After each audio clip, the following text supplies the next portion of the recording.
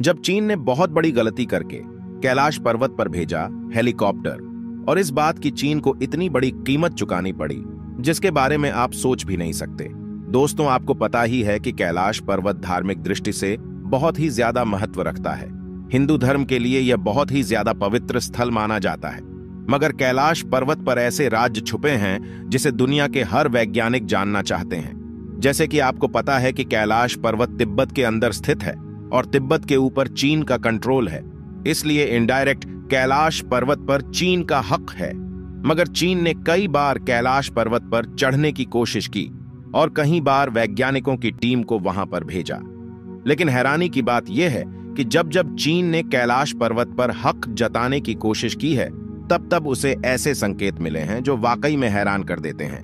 1990 और 1996 के बीच चीन ने कैलाश पर्वत पर चढ़ने की कोशिश की थी, लेकिन यह कोशिश इतनी भयानक साबित हुई कि चीन ने थक हार कर बेन ही लगा दिया। 2001 के बाद चीन ने कैलाश पर्वत पर रोक लगा रखी है। आखिर क्या है कैलाश पर्वत पर ऐसा जिसकी वजह से चीन कैलाश पर्वत के नाम से ही कामता है? 17 वैज्ञानिकों का एक जत्था कैलाश पर्वत पर गया था, जिसे चीन की गवर्नमेंट की तरफ से भेजा गया था। इस टीम में कुछ चाइनीज साइंटिस्ट थे तो कुछ जापानी, लेकिन इन साइंटिस्ट के साथ क्या हुआ यह किसी को नहीं पता है, क्योंकि यह वहां पर गए लेकिन इन्होंने एक डेट फिक्स की थी कि हम इस डेट तक वापस आ जाएंगे, लेकिन यह वापस आए ही नहीं। फिर कुछ रेस्क्यू टीम को भेजा गया था यह देखने के लिए कि अभी भी जिंदा है या नहीं, लेकिन वहां जाकर पता चला कि इन 17 की मौत हो गई थी। लोगों का मानना है इनकी मौत कमजोरी और बहुत ज्यादा खराब मौसम के वजह से हुई थी, लेकिन असली वजह अब तक अनकाउन है, क्योंकि इनमें से एक भी जिंदा नहीं बचा था। साथ ही इनके जो कैमरा थे वो भी काम नहीं कर रहे थे और पूरी तरीके से बंद थे। इसके बाद भी चीन ने हार नहीं मानी, क्योंकि उन्हें जानना था कि जिस कैलाश पर्वत को इतना पवित्र माना जाता है और इतना ज्यादा ताकतवर माना जाता है, आखिर उसके ऊपर है क्या? कैलाश की गिनती दुनिया की सबसे कठिन पर्वत श्रृंखलाओं में की जाती है। इस वजह से चढ़ाई के लिए इस स्थान को काफी दुर्गम कहा जाता है। अब तक कोई भी तिब्बत में स्थित कैलाश पर्वत के ऊपर चढ़ने में कामयाब नहीं हुआ। भगवान शिव का निवास स्थान कहे जाने वाली इस जगह पर कई पर्वतारोहियों ने चढ़ने की कोशिश की, पर उन्हें इसमें कामयाबी नहीं मिल पाई। रूस के एक पर्वतारोही सर्गे सिस्टियाकोव कैलाश पर्वत के बहुत करीब तक पहुंच गए थे। उन्होंने अपने एक इंटरव्यू में बताया, मैं जैसे ही इस पर्वत के करीब पहुंचा, मेरे दिल की धड़कन काफी तेज हो गई थी। उस दौरान मुझे काफी कमजोरी महसूस हो रही थी। इसे देखते हुए मैंने वापस जाने का फैसला लिया। नीचे की तरफ मैं जैसे बढ़ा, वैसे ही धीरे धीरे मेरी सेहत में सुधार होने लगा। कुछ इसी तरह का अनुभव एक दूसरे पर्वतारोही कर्नल आर.सी. विल्सन ने भी साझा किया था। उनके अनुसार जैसे ही वह कैलाश पर्वत के नजदीक पहुंचे, अचानक ही तेजी से बर्फबारी होने लगी, जिसने उनका रास्ता रोक दिया और आगे जाने नहीं दिया। लेकिन आखिर कैलाश पर्वत की चोटी पर ऐसा क्या छुपा हुआ है? हिंदू धर्म में कैलाश पर्वत को शिव का गरा माना जाता है। कहते हैं पर्वत पर शिव और पार्वती विराजते हैं, मगर इस रहस्यमयी पर्वत का नाम सिर्फ हिंदू धर्म की किताबों में ही नहीं आता। जैन धर्म के अनुयायियों का मानना है कि सबसे पहले तीर्थंकर ऋषभनाथ को कैलाश पर्वत पर तत्व ज्ञान प्राप्त हुआ था। बौद्ध धर्म के अनुयायी भी मानते हैं कि महात्मा बुद्ध पहाड़ की चोटी पर रहते हैं। तिब्बत के डाओ अनुयायी इस पर्वत को पूरी दुनिया का आध्यात्मिक केंद्र मानते हैं। डाओ धर्म तिब्बत में बौद्ध धर्म से काफी पहले से है। ऐसी कई सारी दंत कथाएं हैं जिनमें यह बताया गया है कि कैलाश पर्वत के ऊपर शिवजी का घर है और साथ ही स्वर्ग तक जाने का रास्ता। ऐसी और भी कई बातें लिखी हुई हैं और इसीलिए चीन बहुत ही ज्यादा उत्सुक था यह जानने के लिए कि आखिर ऊपर है तो है क्या, और इसीलिए ही उन्होंने फिर सोचा कि अब वह हेलीकॉप्टर से जाएंगे। आमतौर पर हेलीकॉप्टर और एरोप्लेन को माउंट कैलाश के ऊपर से उड़ाना बिल्कुल ही मना होता है, क्योंकि यहां का मौसम इतना खराब होता है कि कोई भी हवाई जहाज इसमें टिक नहीं पाएगा। लेकिन चीन ने फिर भी एक हेलीकॉप्टर को वहां पर भेजा। चीन के मीडिया रिपोर्ट्स ने कहा कि जब उन्होंने हेलीकॉप्टर की उड़ान भरी थी तो शुरुआत में उन्हें कैलाश पर्वत के काफी खूबसूरत नजारे दिख रहे थे। उन्हें लग रहा था कि इससे ज्यादा सुंदर और शांत जगह और कोई भी नहीं है। इनके साइंटिस्ट्स का कहना था कि अगर यह सफर ऐसे ही चलता रहा तो उन्हें किसी बात की चिंता नहीं है, लेकिन इनको यह बात नहीं पता थी कि यह तूफान आने के पहले की शांति है, क्योंकि जिन नजरों का यह मजा ले रहे थे वह मजा चुटकियों में इनके लिए सजा बन गई थी, क्योंकि थोड़ी ही ऊंचाई पर जाने के बाद कैलाश पर्वत के वातावरण में बहुत ही ज्यादा बदलाव आने लगे थे। उनका कहना था कि वह जब जमीन पर देख रहे थे तो हर जगह पर हिमस्खलन आ रहे थे। ये हिमस्खलन बहुत ही ज्यादा बड़े थे। उनका कहना था कि नीचे देख के उन्हें थोड़ा डर लग रहा था, लेकिन ऊपर देखकर इन्हें और भी ज्यादा डर लग रहा था, क्योंकि ऊपर ऐसे घने काले बादल थे मानो वो हेलीकॉप्टर को निगल जाएंगे। जैसे ही यह और ज्यादा ऊंचाई पर गए तो हर जगह पर बिजली कड़कने लगी और काफी जोर की बर्फबारी होने लगी। इतने ऊपर ऑक्सीजन लेवल भी बहुत ज्यादा कम होता है, जिसके चलते इंजन भी अच्छे से काम नहीं कर रहे थे और हवा का प्रेशर इतना ज्यादा था कि हेलीकॉप्टर को कंट्रोल करना बहुत ज्यादा मुश्किल हो गया था। चीनी वैज्ञानिकों का माने तो उनका कहना है कि कैलाश पर्वत पर सारी दिशाएं आकर मिलती हैं, जिसके चलते उन्हें बहुत ही ज्यादा दिशा भ्रम दिखाई दे रहे थे। उनके लिए यह बताना मुश्किल था कि नॉर्थ किस तरफ है और साउथ किस तरफ है। उनके पास जो कंपास था वह भी पूरी तरीके से काम करना बंद कर दिया था। उन्हें पता नहीं चल रहा था वह किस ओर बढ़ रहे हैं। उनके लिए बस एक ही डायरेक्शन था, वह था ऊपर जाना। वह जैसे ही ऊपर जाते रहे वैसे वातावरण और भी ज्यादा खराब होता गया। फिर एक पल में इतना ज्यादा खराब हो गया कि हेलीकॉप्टर में वार्निंग मैसेज बजने लगा। साथ ही पेट्रोल के कांटे ने भी काम करना बंद कर दिया था। उनका दिल जोर जोर से धड़क रहा था और उनके दिमाग में वापस जाने के ख्याल आ रहे थे। और फिर इनके पास और कोई चारा नहीं बचा और इन्हें यह मशीन आधे में ही रोकना पड़ा। कैलाश पर्वत पर चढ़ना नामुमकिन माना जाता है। यह हेलीकॉप्टर भी उसके ऊपर नहीं चढ़ पाए। इस हादसे के बाद चीन बहुत डर चुका था।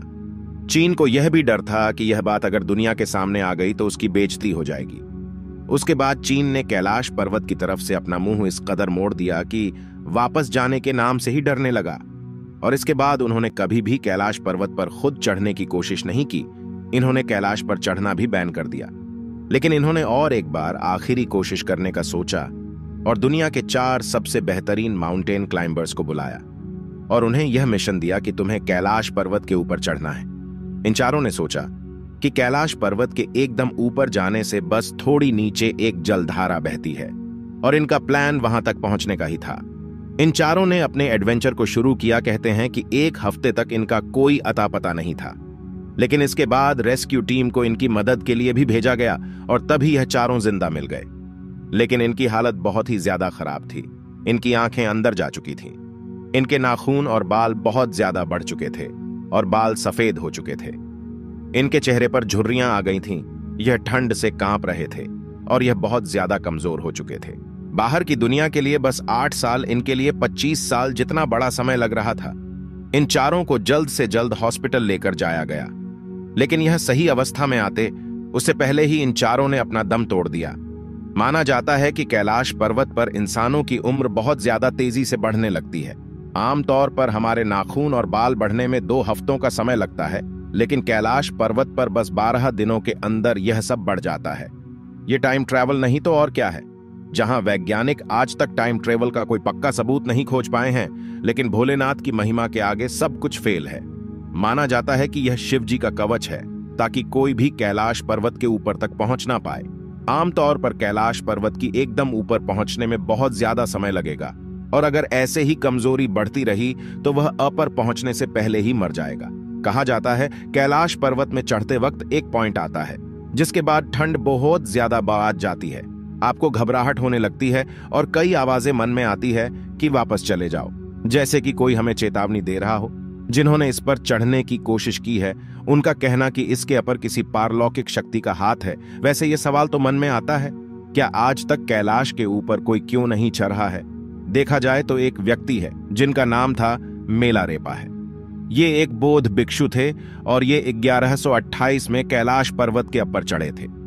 माना जाता है कि मानव इतिहास के यह इकलौते ऐसे व्यक्ति थे जो यहां तक चढ़ आ सके थे।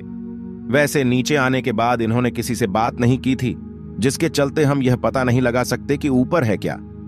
वैसे लोगों का कहना है मेलारेपा पहले से काफी तिलस्वी थे, लेकिन कैलाश के ऊपर से आने के बाद उनमें बहुत बदलाव था। उनकी आंखों को देखकर ऐसा लग रहा था जैसे उन्होंने दुनिया का सच जान लिया हो। उनका स्वास्थ्य पहले से बहुत ज्यादा अच्छा था, लेकिन फिर भी उन्होंने 7 साल के बाद 1135 में इस दुनिया को छोड़ दिया। दोस्तों, कैलाश पर्वत के बारे में कई और खास बात है, जैसे कि धरती के एक ओर उत्तरी ध्रुव है तो दूसरी ओर दक्षिणी ध्रुव। दोनों के बीचों बीच स्थित है हिमालय। हिमालय का केंद्र है कैलाश पर्वत। वैज्ञानिकों के अनुसार यह धरती का केंद्र है। यह एक ऐसा भी केंद्र है जिसे एक्सिस मुंडी कहा जाता है। एक्सिस मुंडी अर्थात दुनिया की नाभि या आकाशीय ध्रुव और भौगोलिक ध्रुव का केंद्र। यह आकाश और पृथ्वी के बीच संबंध का एक बिंदु है जहां 10 दिशाएं मिल जाती हैं। रशिया के वैज्ञानिकों के अनुसार एक्सिस मुंडी वह स्थान है जहां अलौकिक शक्ति का प्रवाह होता है और आप उन शक्तियों के साथ संपर्क कर सकते हैं। यह दुनिया की सारी दिशाएं मिलती हैं। कुछ मानते हैं यह जाने के बाद आप सब कुछ देख सकते हो, लेकिन इसके ऊपर जो कुछ भी है पक्का कुछ खास है। एक रसियन वैज्ञानिक है जिनका नाम है अर्नस्ट मुल्दाशेव। इन्होंने अपनी जिंदगी कैलाश पर लगा दी। इन्होंने एक किताब भी लिखी है जो कि पूरी कैलाश पर्वत के ऊपर इनकी थियरी से बनी है। इनका मानना है कि पर्वत के ऊपर कोई बहुत ही बड़ी शक्ति है जिसे इंसान नहीं समझ सकता है। इनका कहना है कि अगर आप कैलाश पर्वत पर 1 महीने रुकोगे तो वह आपकी जिंदगी का 25 साल ले लेगा। दोस्तों, इनका कहना है कि कैलाश पर्वत के ऊपर नहीं, कैलाश पर्वत के अंदर भी अलौकिक शक्ति है। इनका कहना है कि जब कैलाश पर्वत में रात हो जाती है तो एकदम शांत माहौल में आपको एक धुन या फिर ओम की आवाज सुनाई देगी। इनका यह भी कहना है कि कई बार आपको पहाड़ के अंदर से कुसपुसाने की आवाजें सुनाई देगी। कई बार पहाड़ के अंदर से चट्टानें गिरने की या फिर कुछ बनने की आवाज से भी आती है। इनका यह भी मानना है कि पहाड़ के अंदर कोई रहता है। इनका कहना है कि इसके बाद इन्होंने जब अपने साथियों के साथ यहाँ पर थोड़ा वक्त बिताया तो इन्हें यह महसूस हुआ कि पक्का इस पहाड़ के अंदर कुछ है। वैसे तिब्बत की पुरानी किताबों में यह सब लिखा है कि कैलाश में एक ऐसी जगह है जहां से आप स्वर्ग में जा सकते हो। इस स्वर्ग को शंभाला कहा जाता है। कई हिंदू और टाइबेटियन ग्रंथ में लिखा हुआ है कि यहीं से सारे देवी देवता जन्मे थे और यह भी माना जाता है कि कृष्ण भगवान का जो आखिरी अवतार होगा, जो इस दुनिया से पाप का नाश करेगा, वो यहीं से आएगा। और अर्नस्ट की बातें सुन के यही लग रहा है जैसे कि शंभाला कैलाश के अंदर है और शायद उसके अपर से शंभाला तक जाने का रास्ता हो। वैसे अर्नस्ट के बाद और भी लोग हैं जो जब कैलाश पर्वत पर गए तो उन्हें अलौकिक शक्ति का एहसास हुआ। साथ ही दोस्तों, कैलाश की जो परछाई होती है वो एक स्वास्तिक जैसी होती है। अब दोस्तों, हम इन सभी बातों की पुष्टि नहीं करते हैं, बल्कि जो फैक्ट लोग बता रहे हैं वह हमने आपको बताया है। वैसे आपको क्या लगता है, क्या कैलाश पर्वत के ऊपर शिव रहते हैं या फिर कैलाश पर्वत के ऊपर शंभाला जाने की जगह है?